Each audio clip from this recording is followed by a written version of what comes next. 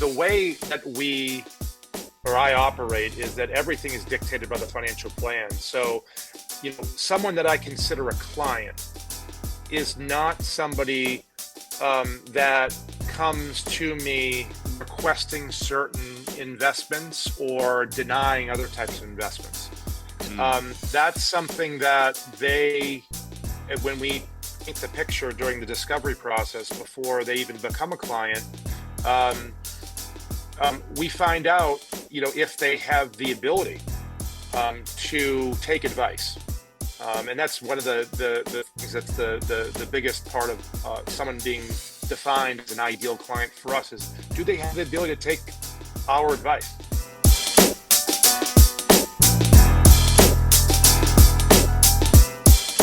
You are tuned in to the Money Script Podcast. Today we will share strategies to help you grow your financial literacy and improve your money script.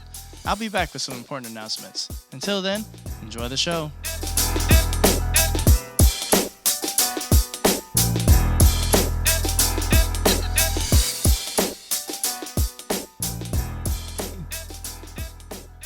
Welcome to the Money Script Podcast. It's your host, Johan Harrison. So happy to be with each and every one of you today. I am back for another edition of Between Two Advisors. And I have with me today someone who has become one of my mentors. He doesn't even know that I've already put him in the mentor category, but one of my mentors. Great. Honored. Also someone that has had a similar relationship with the financial services industry as I did because of the time that we got into it and some of the things that we had to go through.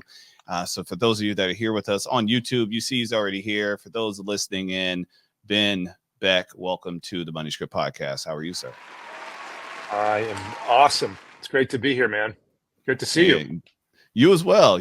So we just saw each other a few weeks ago, and now I'm going to date this podcast because I have to.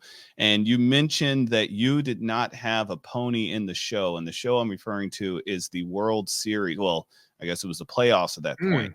So now that the landscape has changed since we last saw each other, do you now have a pony in the show? I'm embarrassed to tell you and share with everybody that I don't exactly know who is in the World Series right now. Is it the so you don't have a pony in the show? So yeah, so I don't know. You don't have a pony. The quick answer is no. No. Okay. All right. So I thought maybe you'd make some sort of allegiance or alliance at this stage. Yeah. I can only tell you that I know the Dodgers are still in and Yankees are still in. I believe the Dodgers are playing the Mets. The Yankees. Okay. I don't even know who the Yankees are playing. So my mother-in-law is a huge Dodgers fan, so she makes sure that I'm all the way up to date on everything happening in Los Angeles. So. I was casually paying attention because my 11-year-old son is a big Xander Bogaerts fan who used to play in Boston where I am. And now he's with the Padres. Padres, I know, got knocked out. And he stopped talking by the a little Dodgers. bit. Yeah. So okay. By the Dodgers. Oh, so your news has ceased. Okay, got it. So there's no exactly. no recent updates at this point. Right. So. Oh, I see how you educate your clients how not to pay attention to the market. See, just like you don't pay any attention to baseball. Baseball, it's crazy. I like to poke Ben a little bit about baseball because Ben played a lot of baseball in his younger career. So if you would, do you mind just sharing a little bit with our audience, kind of your baseball experience? I thought it was a very compelling story. Sure. Yeah. I mean, I grew up like a lot of us, that are athletes, just falling in love with sports. It's what makes me, when it comes down to it. It's competitive and such, and ended up going to Northeastern University to play baseball, and then had an opportunity to play professional baseball for a few years after college, which was just just a great experience. Ended up playing in the independent leagues for about 3 years, and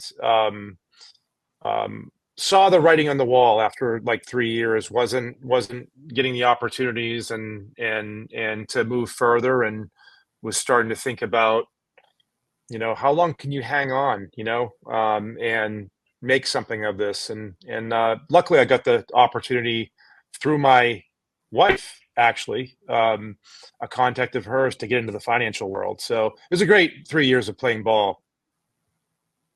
Yeah, no, that's awesome. I never got the chance to play at any level other than high school. That was it. And it wasn't baseball. Baseball stopped at Little League for me. Yeah. I wasn't good enough. Let's just put it that way. I wasn't. Yeah. I could run, and that's about it. So yeah.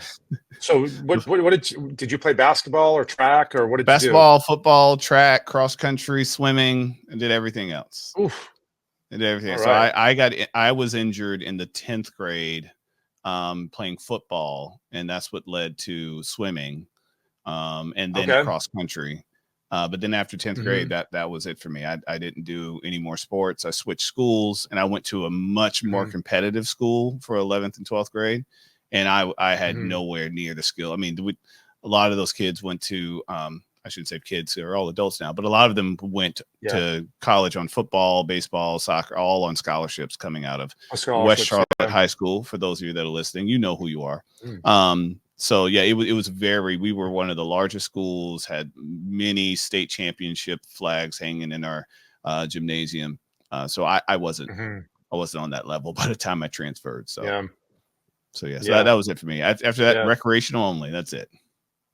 Yeah. Well, you're taller than I am. What are you, 6'5", 6'6"? 6'5". Yes, indeed. 6'5". Big dude. So I get to use the intimidation factor. It still works. Yep. And usually that's it. I usually play the mind game or anything else. Make people think I'm better than I am, and then they're not willing to try something. I'm like, all right, yeah, you have to keep it on the outside. Don't come inside. Don't. All right. And they don't. Don't bring it. I'm like, don't all right, bring it somebody in else can check them. Yep, somebody else can check them. Yeah. I'm stay right here in the paint. I love it. Love it. So one of the things, Ben, that that drew me to you as you shared your story on the Altruist stage. So we met at one of the Altruist conferences, probably at least a year, maybe more ago. Yeah. Is you were sharing about one of your favorite human beings on the planet, non-related, and that also helped you along in your career as a financial advisor. And so I brought a little something here. I wanted to see if you are able to recognize it. I'm going to seriously date myself here. Yeah, let's see. Oh, there we go. Oh, yeah. Yeah, Nick Murray. Oh, you've got an actual old school CD. The old school CDs. I don't Nick Murray have Masterclass of 2007. Wow. All right. Yeah. That's incredible. I'm gonna have to talk to you offline about getting a little copy of those or something. I don't know. Nick's a little particular about that. Nick, you didn't hear that. We won't tell play anybody. It for him, Nick. I'll just play it for him. One of the best things I ever did early in my career, when after I did this course, I took those CDs and downloaded them and put them on my iPod. And so that's what I walked around listening to for years. And mind you, how classic is it that this was 2007? So 08, 09, that's all. I would just put that in, and I would just repeat whatever Nick just said.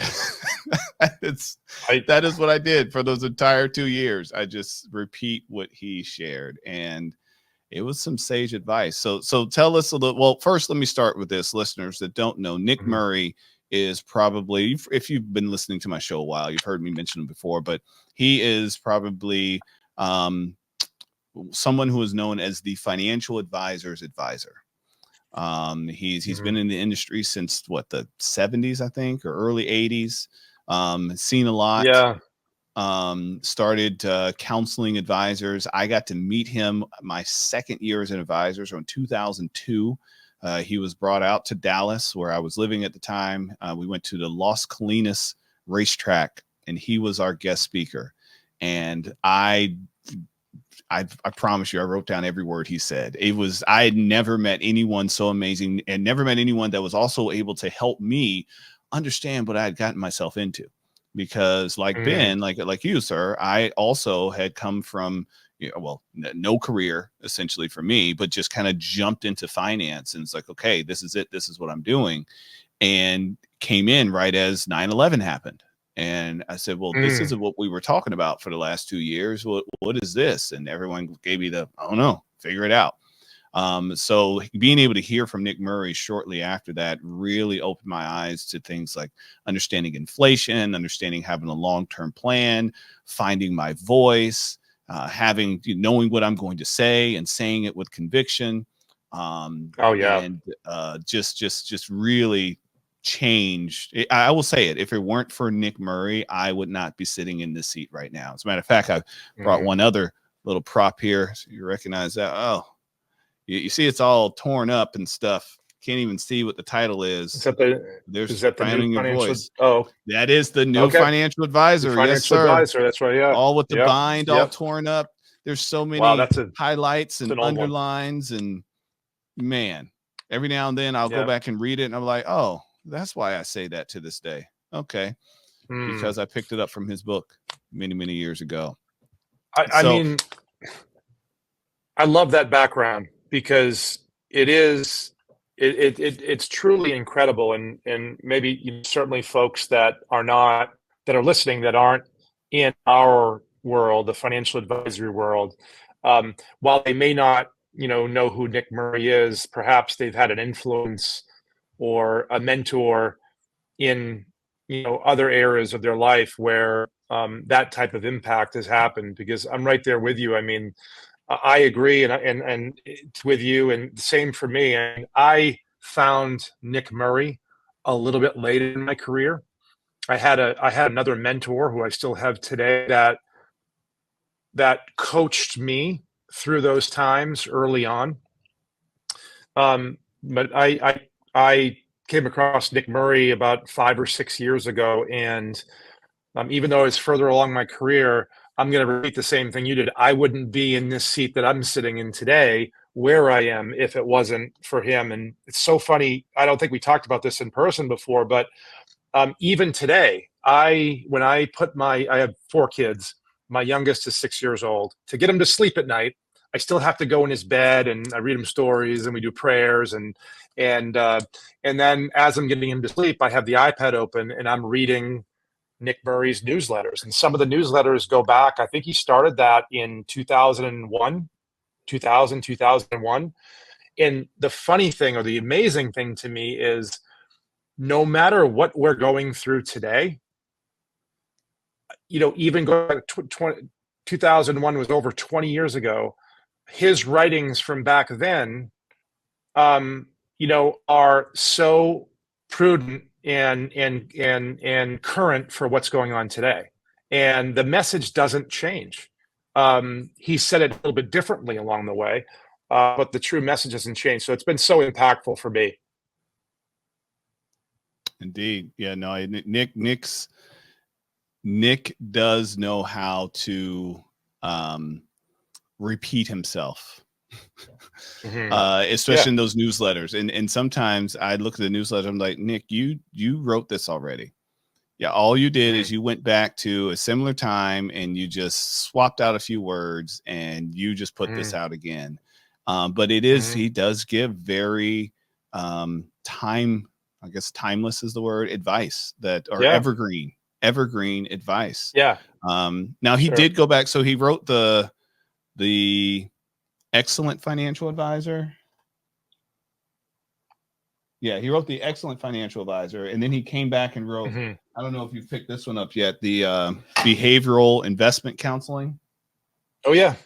Yeah. So it was interesting because in this one, he actually said out loud, yeah, I may have gotten a few things. He didn't say wrong, but he said his perspective has changed on a few things. And that's because the dynamics of how we engage with clients change. When he started his letter, it was A shares, B shares, and C shares. And, totally different industry. Totally different industry. And, today we have, wrap accounts and asset-based accounts and structured products, and there's it's changed dramatically. Yeah. And so he's discussed how those changes has changed the way he looks at not only running a practice, but building a business and being a client himself, an investor himself. One of the funny things about Nick Murray, and this is for the audience, is this will, you may find this amusing. Nick Murray doesn't believe in bonds. He believes in equity portfolios. He doesn't, he believes that your portfolio should be in all equities, no matter your risk tolerance, which is just, it's a hard pill to swallow. I still haven't swallowed it. I'm like, I'm going to put a few bonds in this portfolio. And it's really because of how I was, I was trained in the business and going through CRPC and learning how to asset allocate, et cetera. But if you're a client of Nick Murray's, you will not own any bonds. You will be in an all equity portfolio, which means you're going to, you're going to experience risk in a in a different way. But that's his conviction, and it's worked. I mean, the thing is, if you go back and look at it, he's been right so far. So I find that interesting. It is interesting. We're an entirely equity-based practice. So we build portfolios of individual equities, and we don't own any bonds. Actually, the name of our podcast is called the No Bonds Cast. So that tells you enough about what we believe in or don't believe in, for that matter. But you bring up an interesting point about, I'll use a different word. You live and learn over your career, right? And I think that it's natural to somewhat pivot with your beliefs, in terms of, because, back in late 2004, when I got into business, I didn't really know much difference between a stock, a bond, a mutual fund. And so right from day one, you're developing a perspective, right? And then you have a stimulus along the way that happens, and you learn some other things. And so you kind of quantify, or you figure out that perspective, and that perspective changes a little bit over time as you experience new things. But Nick Murray has been one person, even though he's not necessarily a direct mentor of mine, I consider his work an incredible mentorship for my practice, because it just clears. And I know you're a big proponent of behavioral finance and behavioral counseling, and I think that's why you and I hit it off right off the bat, because we both feel that while investments are really important, our biggest value to our clients is to help modify their behavior over time as it applies to decisions that they're making financially, and particularly decisions that will often derail their financial plan, which is of course what we want to avoid. But we're all human beings, so we're prone to making emotional decisions. So you and I, our work has a lot to do with helping. I'll take a step back. Empathizing with folks, right? We're not going to be able to change their behavior on the spot, but if we can empathize with folks and allow them, some room to see the bigger picture, and maybe we can build a level of resilience in them for when the next market downturn comes, or they're faced with another stimuli, which one's singular? I don't know. But in any event, when they're faced with a challenge, perhaps they can, they'll be more resilient with our help. I'd like to ask you your opinion on a question I received from a client just this week. New client relationship, and I'll repeat how they describe their investment risk tolerance. They said that they don't like taking a lot of risk. They'd rather take risk inside of real estate, but they made these large deposits. So let's say $100,000 to their retirement accounts right before the last day they could do it for tax day.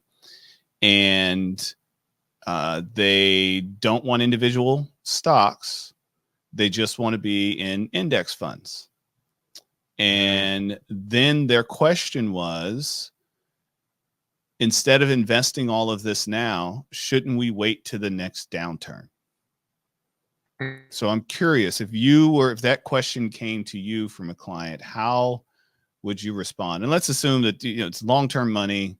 It's in their retirement account, so it's going to need to do something with it at some point. But I'm curious, Ben, how you would respond to that client's request. Yeah. Well, I mean, the first thing that stands out to me is that this is preferably an area that we really unearth prior to them becoming a client. What I mean by that is some of the things that I heard you say was they don't want this, they want this, they have a feeling towards this. The way that I operate is that everything is dictated by the financial plan. So, someone that I consider a client is not somebody that comes to me requesting certain investments or denying other types of investments. That's something that when we paint the picture during the discovery process before they even become a client, we find out, if they have the ability to take advice. And that's one of the things that's the biggest part of someone being defined as an ideal client for us is, do they have the ability to take our advice? Are they coachable? And I'll steal something from Nick Murray here too, is that I liken this scenario to walking into the doctor's office. Do you walk into the doctor's office and say, I want this medication for this, I think it's this that's wrong with me, and therefore, and the doctor makes a diagnosis and a recommendation, I don't think you say you'll think about it. I think you go to the doctor's office saying, hey, look, this is how I feel. Please tell me how I can recover and get better. And the doctor's responsibility. 6. Yeah. Yeah, you know it well, I'm sure. So, to answer your question more directly, which wouldn't necessarily, I would expect be the case, but sometimes people go through things where they hear something and they say they want to invest in it. So I would back up and say, ask them some more questions about, what's driving that decision and how do you think this will impact your financial plan? To which they'll probably say, well, I don't necessarily know. And say, well, let's talk about that a little further, because what we have in place right now is well designed to achieve what we set out to achieve from day one. And if we're going to depart from that plan, then we're going to go into territory that I'm not going to be comfortable with, perhaps, and therefore, from a professional standpoint, I don't want to be involved professionally in a scenario where I'm not able to do my best for someone.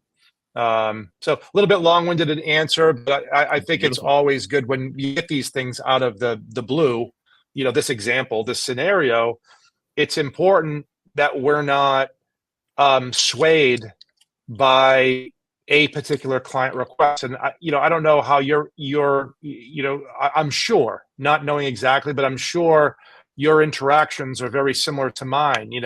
Folks come back from the holidays and their brother-in-law might have said that, oh, you got to be in these alternative investments, or you're crazy to be in the equity markets right now. Don't you know an election is going on? We're going to see a tremendous amount of volatility.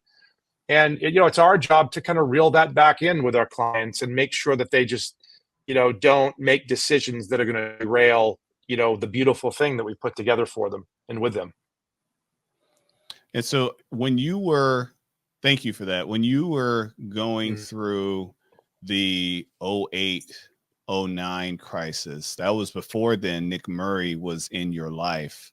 How did you handle that? I mean, what was your experience as an advisor during that time? I mean, you probably been 4 or 5 years in the business that had nothing but bull markets, and then all of a sudden get smacked with what we then call the greatest recession since the Great Depression. How was that for you? It was terrible. And at the same time, this is going to sound weird. It was terrible. It was amazing in terms of the enlightenment and the education that I received. So this was to your point. This was pre Nick Murray, but I had another very similar Nick Murray-like character, albeit maybe not so terse, with his communication methods. A guy by the name of David Malik, who is by far my most important mentor, and he actually created the investment strategies, the philosophy behind how we invest. A lot of similarities with Nick Murray in terms of 100% equity portfolios, no bonds, but an understanding of, best way I can put this is, if you're going to be successful as an advisor or an investor, you're going out there on that boat, and you better not ever think or have a feeling that you can control the ocean.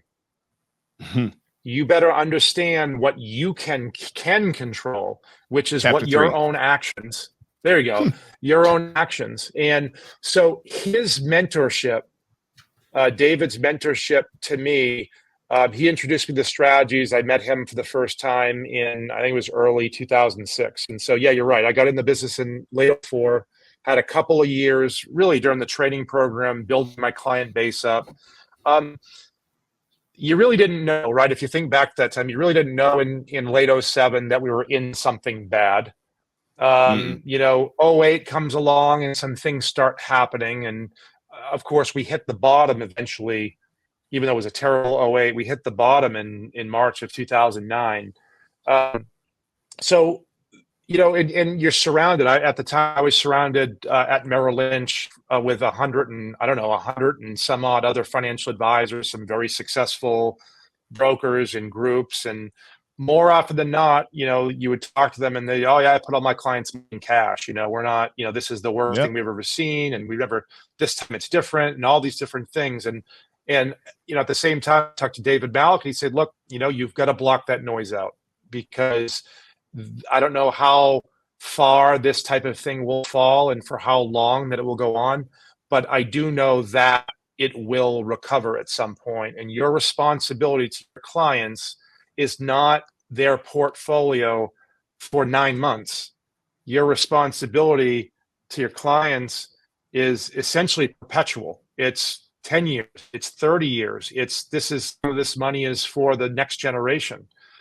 So, you believe that things will recover as they always have, and you just have to block out the noise. And so I say that was terrible because it was a tremendously uncomfortable time working with folks and, understanding their emotions and not really having any answers myself. Who answers? Nobody had answers. Nobody had answers. Other than, who's going bankrupt today? I don't know. Let's check the paper and see. Yeah.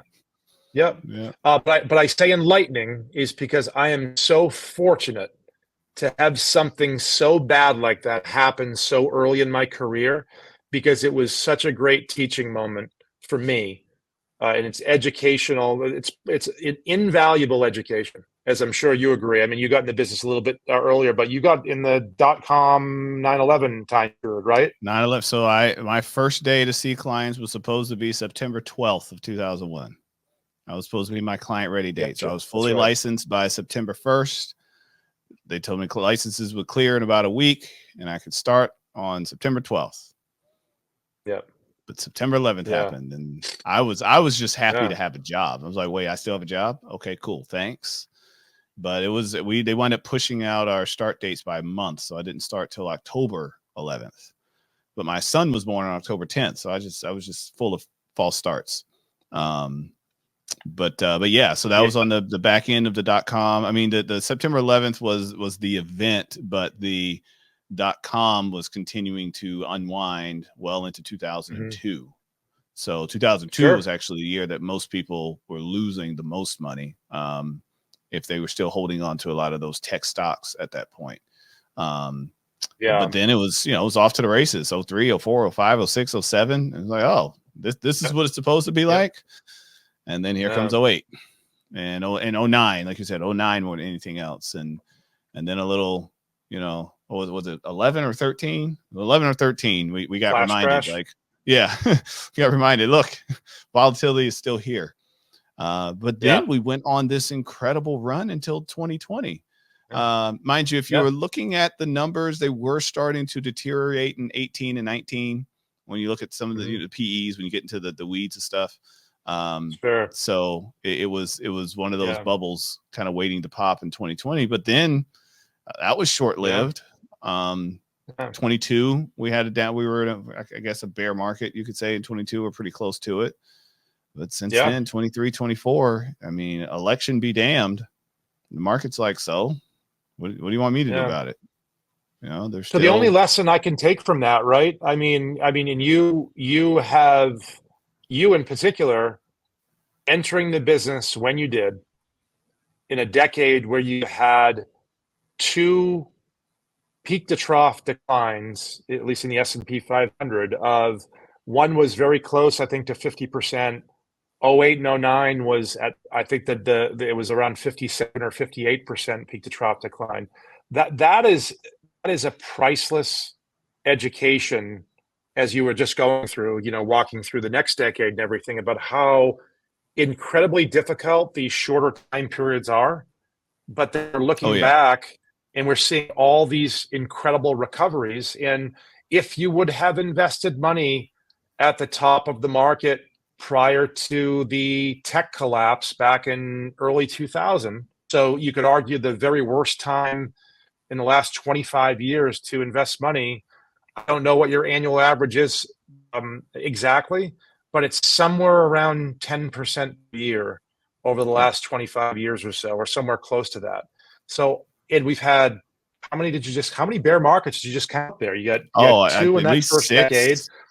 Yeah, something like that. And not to mention just numerous 10% plus corrections along the way. That tells me that it's behavior, investor behavior, that is job number one for us, given this incredible experience that God has put in front of us early in our careers, to say, you know, to show that this is going to be hopefully, you know, 57-point declines are not reality going forward. You know, I don't think that's going to be the case, but the standard bear market absolutely has been in history. And, you know, I just feel incredibly lucky, as I know you do as well, to have gone through those just incredibly difficult times, because it taught us that things recover, and you have to empathize with clients and build resiliency in them, so that they can have confidence in the plan and continue working the plan, so that they benefit from that in the long term. And if they do, you know, what an incredible amount of financial independence they have as they move on their lives. Indeed. Agreed. Yeah. One of the things we like to ask all of our guests, Ben, and I hope you will share with us, I know you will, you're open to it. We like to ask all of our guests to share with the audience your first memory of money. So, Ben, what is your first, or was, or is your first memory of money? My first memory of money will I got two here, but I'll make it quick. My first memory of money I can remember is, this is so funny because it's a stamp on the times that we were in, watching my mom balance the checkbook with this little like billfold type of thing. And, you know, she had written a check at Shop and Save in South Portland, Maine, and we're at home, and she's writing down, you know, the amount and balancing it. You know, okay, I had $2,000 in my account. She probably didn't have that much, and now I've got X, and that was the first memory that I can call up of like really what money was all about. And it's incredible right now. Everything now is electronic, right? It's like balancing the checkbook. I mean, you just log in and see where you're at. Yeah. You know, today. But a close second, really, where it really solidified with me, when I was 10 or 11 years old, my father, who was a longtime school teacher, in the summertime started a landscaping business. And he literally just decided one day that, hey, I want to make some extra money. I'm going to go buy a lawnmower, weed whacker, equipment, and I'm going to put an ad in the local magazine, local teacher mowing lawns, and put the phone number. And I started to help him. My older brother started to help. And within a couple weeks, literally a couple weeks, we had 25 accounts. People that had called said, yes, of course, I want to. And I got paid $5 a lawn.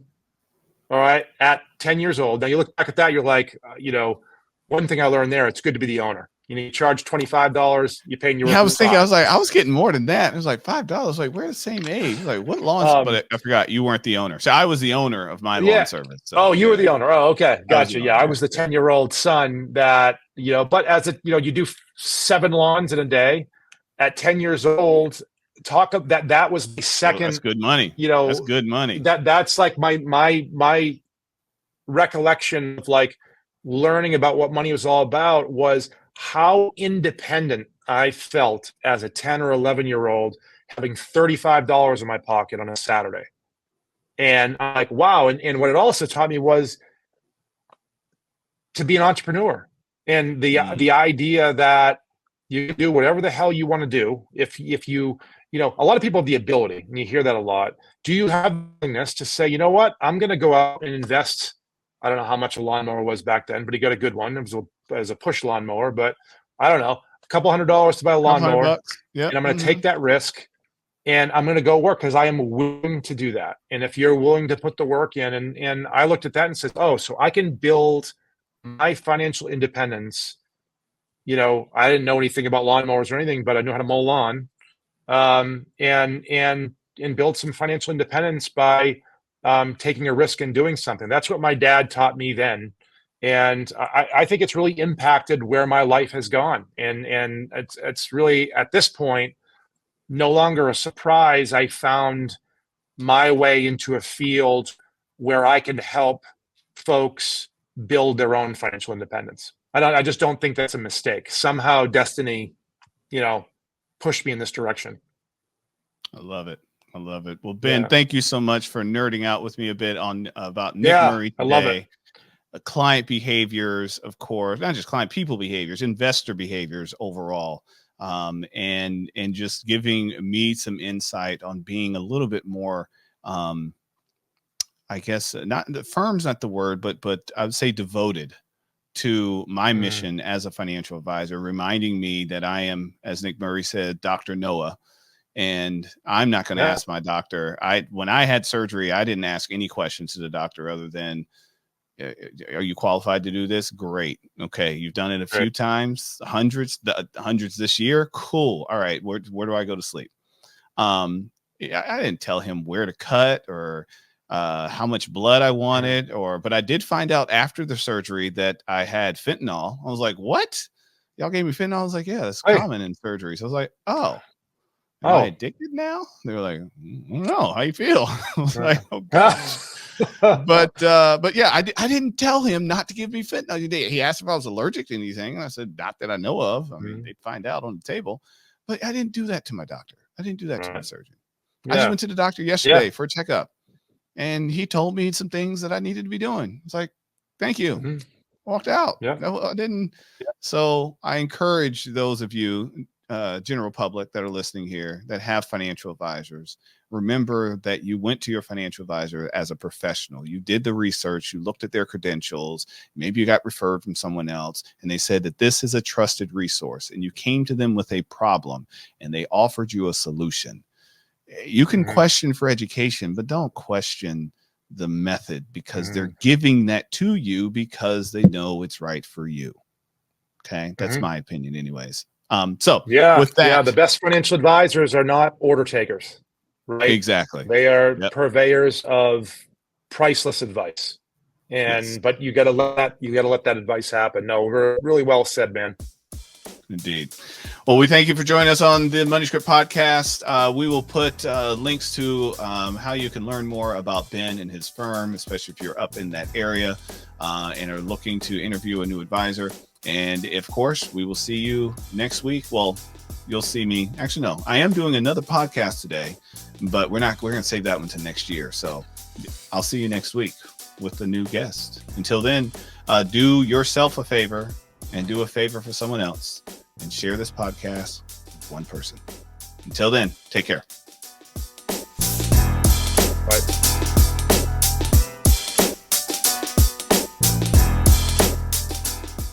I'm back. Wasn't that a great show? I hope you learned something. I know I did. Now, before you go trying anything you heard today, remember, it is not intended to be specific tax or legal advice. If you need that, go see a CPA or an attorney. If you would like any complimentary consultation with a knowledgeable advisor, visit moneyscript.com and schedule a 15-minute consultation. Want Johans to come speak at your next event? Go to the MoneyScript website for that too. Of course, if you're watching on YouTube, make sure to like, comment, subscribe, and click the bell for notifications. MoneyScript Wealth Management is a registered financial advisory service in multiple states. Want to learn more? Get the full disclosure on our website, moneyscript.com.